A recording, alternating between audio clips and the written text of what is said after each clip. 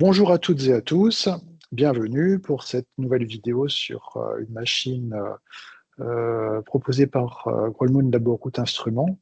Alors le chat est opérationnel, je vous invite à y poser vos questions au cours de la présentation. Mélissa, qui participe à cette présentation, les collectera et nous pourrons y répondre à la fin de cette présentation.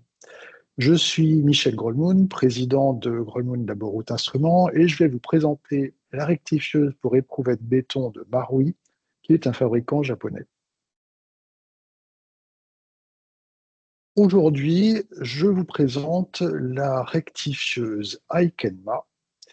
L'objet de cette présentation ne sera pas de vous noyer sous les chiffres, mais bon, plutôt de vous présenter les principales fonctionnalités de cette rectifieuse et vous présenter les avantages que l'on peut en attendre.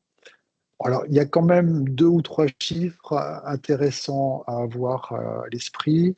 Pourquoi? Parce que cette machine est particulièrement productive. Et la productivité, ça mérite d'être quantifié. Ça commence par le nombre d'éprouvettes à l'heure. On peut rectifier 12 éprouvettes heure en moyenne. C'est aussi la durabilité, la longévité de la meule, donc du disque qui fait la rectification, permet de rectifier environ, là aussi c'est en moyenne, entre 10 et 12 000 éprouvettes avant de devoir être changé. C'est aussi une consommation en eau faible. Alors, bien sûr, c'est une donnée importante. Et on arrive en usage intensif à une moyenne d'environ 40 litres de l'heure en fonctionnement continu. Et ça, alors même qu'on est en circuit ouvert, j'y reviendrai, ce qui, en plus, permet de ne pas encrasser la machine. Et enfin, le dernier chiffre, c'est une précision extrême de la planéité, puisqu'on arrive à descendre sous les 0,05 mm d'écart sur les surfaces rectifiées. Et c'est aussi ça qui permet d'utiliser des éprouvettes de petite dimension en toute confiance.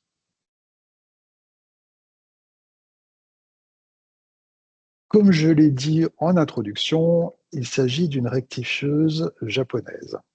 Et ce que vous avez là sous les yeux, c'est le commentaire fait par le président de la société Marui, parce que pour lui et au Japon en général, la qualité du béton est tout simplement vitale.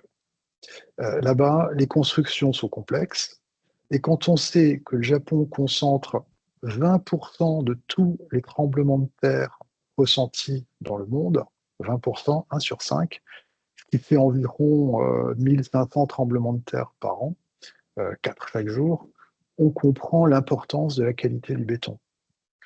Qui dit importance de la qualité, dit importance du travail des labos, et donc importance de la précision et de la fiabilité de leur matériel.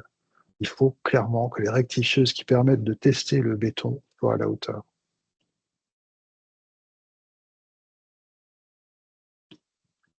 Le fil conducteur de cette présentation sera la simplicité.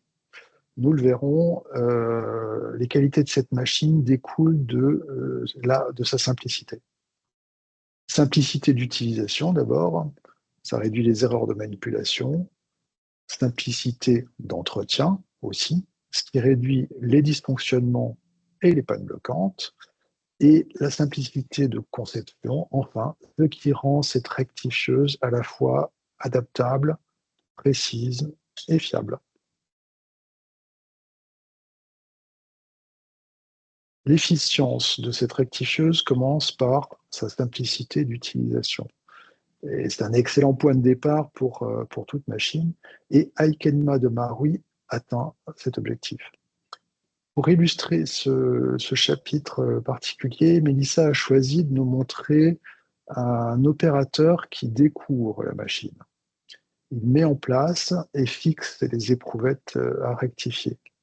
Au total, il aura appris et exécuté cette manipulation en moins d'une minute.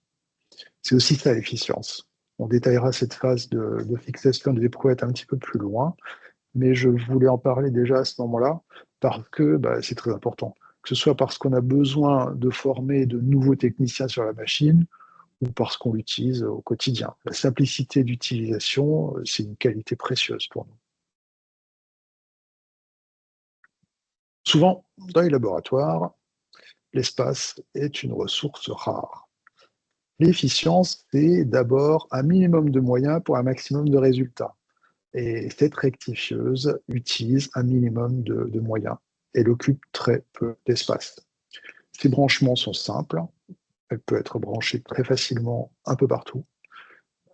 Et les techniciens peuvent accéder facilement à tous les endroits de la machine. Donc, où qu'elle soit positionnée pour son entretien, ça sera facile aussi.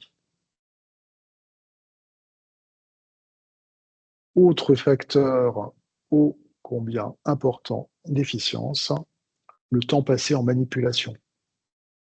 Là, on va se concentrer sur la fixation des éprouvettes et on va voir quelle est à l'image de tout le reste. La fixation, c'est une opération sensible, dans le sens où elle peut faire perdre beaucoup de temps aux techniciens, il ne faut pas le négliger. Et cette phase peut aussi être un peu exaspérante pour les techniciens. Euh, je m'explique, quand il faut passer un temps fou à visser un papillon sur une vis trop longue plusieurs fois par jour, ça peut parfois être fait un peu trop vite. Et là, l'éprouvette qui n'est pas très bien tenue, sa géométrie, franchement, n'est pas géniale. Ici, aucun risque. Tout a été fait pour que ce soit le plus rapide possible et surtout pour qu'il ne puisse pas y avoir d'erreur. Ça commence par la position de l'éprouvette. Elle est posée sur un support qui lui donne immédiatement la bonne place. Elle est bien perpendiculaire, le support est fixe, c'est impossible d'avoir un écart. Elle est glissée au contact de la meule. Là non plus, pas de perte de temps au démarrage de la rectification. Et enfin, elle est fixée avec le levier de serrage, ce qui prend moins d'une seconde en fait. Cette opération-là, qui est faisable rapidement, sans risque de mauvais serrage, c'est quelque chose d'absolument incomparable. Et répété plusieurs dizaines de fois dans la journée, franchement, ça change la vie du technicien et ça change la régularité de la rectification. Alors, toujours dans le domaine de la simplicité, le panneau de contrôle. Celui-là est tout simplement génial. C'est-à-dire qu'il est extrêmement simple. Tout à gauche, on a un commutateur qui permet de mettre la machine en service. Lorsqu'elle est en service, il est possible de régler les deux paramètres en réalité qu'il faut pouvoir régler, c'est-à-dire la durée et la vitesse d'avancement des éprouvettes.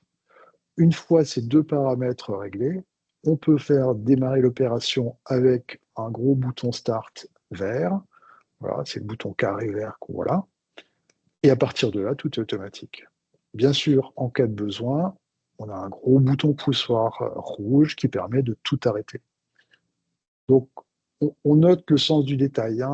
Les fonctions de chaque bouton est intuitivement reconnaissable. On a le petit cadran, on a le bouton vert, le gros bouton poussoir rouge. Voilà. Et quand tout fonctionne normalement, la machine s'arrête toute seule à la fin de ce qui a été programmé.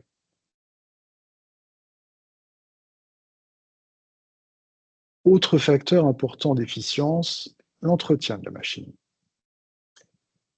Les particules qui se détachent lors de la rectification sont le principal ennemi. Ces particules ont tendance à s'accumuler et si on les laisse faire, elles vont très rapidement bloquer tel ou tel organe de la machine.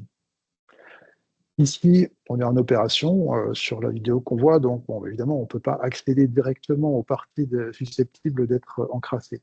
Mais ce que l'on peut voir, c'est que tout se passe derrière ce panneau de plexiglas et qui, en fin de journée, il peut être enlevé très facilement. Il glisse, qui permet de rincer à l'eau claire toute la partie exposée à ces particules. Elles n'ont pas le temps de s'accumuler ni de s'incruster. Partout où elles peuvent être facilement accessibles, on arrive à les enlever avec un simple jet d'eau. C'est une grande différence, bien sûr, avec d'autres rectifieuses qui sont pleines de recoins, de zones cachées. Et donc là aussi, on est sur quelque chose d'extrêmement simple et efficient. Donc là, nous avons vu que les aspects d'utilisation et de simplicité d'utilisation ont été privilégiés par le fabricant. Et nous allons passer au deuxième aspect, évidemment primordial. Il s'agit de la précision des opérations. On a besoin de résultats fiables au moment de l'écrasement, et pour ça, la rectifieuse doit donner une géométrie parfaite à nos éprouvettes.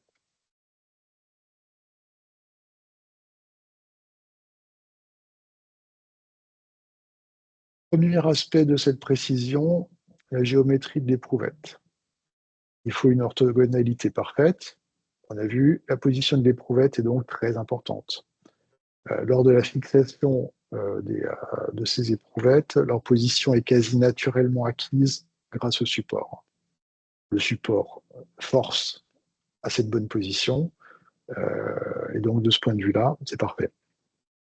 C'est très important évidemment, et ce support nous assure que les éprouvettes sont toujours exactement dans le même angle droit par rapport à la meule. Donc, précision, répétabilité. On n'a strictement aucun doute ni écart à redouter de ce côté-là. Deuxième aspect de la précision, la planéité. Cette planéité est assurée par 4 des aspects de cette rectifieuse. D'abord, la forme de la meuleuse. Les spirales diamantées sont à la fois efficaces et ont une certaine délicatesse. Ensuite, le mouvement sinusoïdal de cette meuleuse. C'est moins brutal qu'un mouvement latéral et ça garantit une bonne répartition des effets de la meuleuse. La planéité est aussi assurée par la qualité de cette meuleuse. La qualité du disque diamanté fourni par Marui est très élevée. Elle permet de rectifier tous les bétons, y compris les bétons fibrés à haute performance. Donc là, c'est utile de refaire un petit tour en arrière, de se souvenir que cette machine a été développée pour des bétons japonais à très haute performance, parce que très exposés au risque sismique. Donc on parle de fibres, y compris de fibres en acier, etc. Et enfin, la dernière particularité de cette machine, c'est qu'elle intègre une phase de polissage final. En fin de rectification, une trentaine de secondes à peu près, durant lesquelles la meuleuse agit sur les éprouvettes immobiles, parce qu'on veut un polissage le plus parfait possible, pour un rendu très, très lisse. L'objectif, c'est un contact le plus parfait possible avec le piston de la presse au moment de l'écrasement. Et ça permet de ne perdre aucun MPa lors de l'essai.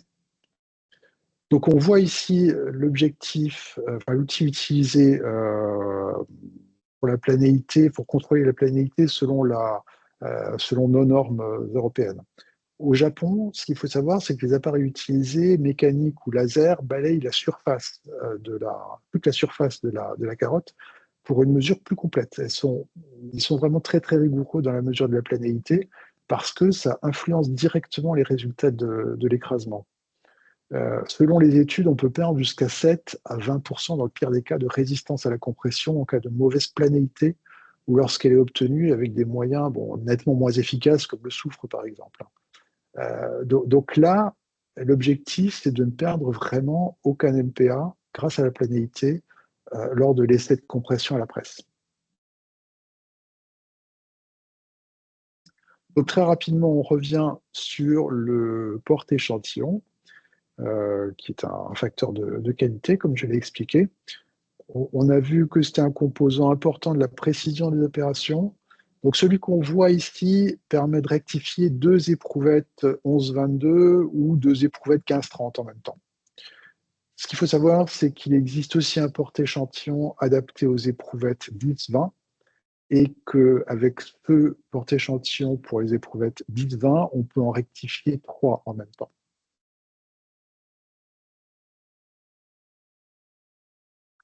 On a vu qu'elle était facile d'utilisation, qu'elle était précise dans ses opérations et dans ses résultats.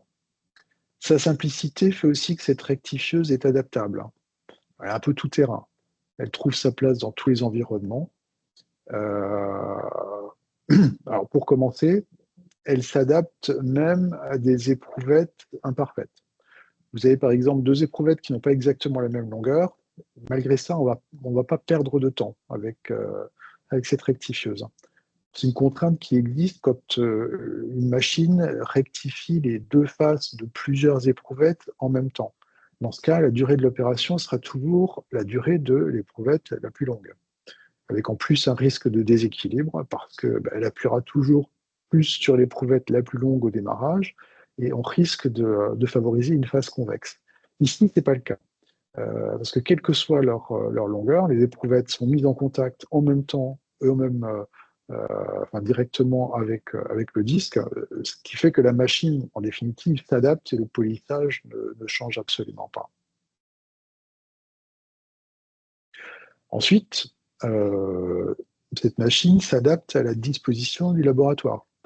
Tout simplement, c'est-à-dire elle est très facile à bouger, elle est petite, elle n'est pas très lourde, elle est sur roulette, elle prend moins de 1 mètre carré au sol, hein. Alors, bon, ce sont des roulettes avec des freins, hein, donc on peut les bloquer. Elle ne va pas bouger toute seule, hein. Mais en cas de besoin, une personne seule peut très facilement la déplacer sans aucun effort particulier. Les branchements sont faciles, en particulier son alimentation en eau. Elle peut être branchée sur n'importe quelle arrivée d'eau du réseau, il n'y a pas de contrainte particulière. Et de la même façon, pour l'évacuation, un simple tuyau peut être dirigé très facilement. Et pour terminer, la facilité de son entretien. C'est primordial, bien sûr, parce que c'est ce qui permet d'éviter les dysfonctionnements et les blocages. Euh, on a des cadences d'écrasement d'éprouvettes qui sont imposées par les normes, ce qui veut dire qu'on ne peut pas se permettre de repousser les rectifications au prétexte qu'il y a un blocage, que la machine est encrassée, parce que ça risque de repousser les écrasements, ce qui n'est pas possible. Donc là, en visuel, on a notamment le kit d'entretien qui est fourni par la machine. On voit que c'est extrêmement simple, hein. Ça illustre parfaitement la simplicité de l'opération d'entretien. En fin de journée, il s'agit essentiellement de passer de l'eau claire sur la zone de rectification. Ça s'arrête là. Ça veut dire qu'il est très facile de former de nouveaux techniciens ou des techniciens de passage à l'entretien de cette machine. Ça veut dire aussi que lorsqu'on a un laboratoire qui a une cadence forte, en fin de journée, on n'a pas forcément envie de passer 1 heure à entretenir la machine. Et là, pour le coup, ça tombe bien parce qu'en 5 minutes, 10 minutes maximum, on arrive à un excellent résultat. Donc, elle peut être très facilement utilisée par de nombreux techniciens, même avec des cadences élevées, sans mettre en péril sa longévité. Voilà, cette présentation est terminée. Place aux échanges, aux demandes de compléments s'il y en a. N'hésitez pas à poser vos questions dans le chat et on va attendre quelques instants pour que Mélissa puisse collecter tout ça et je lui passerai la parole ensuite pour qu'elle nous dise ce qu'il en est.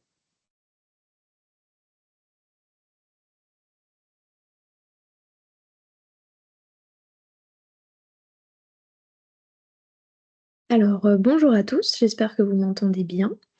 Nous avons déjà une première question qui nous parle surtout de la meule, comme vous en avez parlé au début de la présentation, au niveau de sa durée de vie. Et quelqu'un nous demande si il est possible de la changer soi-même, c'est-à-dire que les techniciens de laboratoire, est-ce qu'ils peuvent la changer ou est-ce qu'il faut qu'ils fassent appel à quelqu'un pour le faire? Euh, oui. Alors bon, c'est une bonne question. La meule peut être changée directement par l'utilisateur. C'est quelque chose qui est envisageable sans grande difficulté. Généralement, on préfère proposer de le faire, mais voilà, c'est une proposition. Donc, la meuleuse, je répète, hein, c'est 10-12 000 éprouvettes. Donc, ça veut dire, selon la cadence, hein, pour beaucoup de laboratoires, et après 4 ou 5 ans d'utilisation. Alors, comme ce n'est pas une opération qui sera faite couramment, c'est aussi pour ça que voilà, on préfère proposer de le faire, mais c'est extrêmement simple, hein. Donc, s'il le faut, le technicien utilisateur pourra aussi le faire. Merci pour cette réponse et nous avons une deuxième question. Quelqu'un nous demande: «Est-ce qu'il est possible d'en voir une en fonctionnement en France?» Alors oui, bien sûr, bon, il y en a plusieurs en fonctionnement. Alors, le plus simple, c'est de vous proposer de l'avoir en fonctionnement dans un de nos laboratoires, soit dans l'Est, soit en Bretagne. Donc là, il suffit de nous envoyer un mail, une demande. On organisera ça avec plaisir, hein. Ce sont des machines qui sont utilisées quotidiennement chez nous, donc il n'y aura aucune difficulté à organiser ça. Je pense que Mélissa pourra vous communiquer l'adresse mail. Bon, c'est instrument avec un S, arobase laboroute.com. Vous envoyez un mail, on vous organise un rendez-vous pour une démonstration sans problème. Pour le moment, c'est les seules questions que j'ai eues, donc je vous remercie pour votre réponse.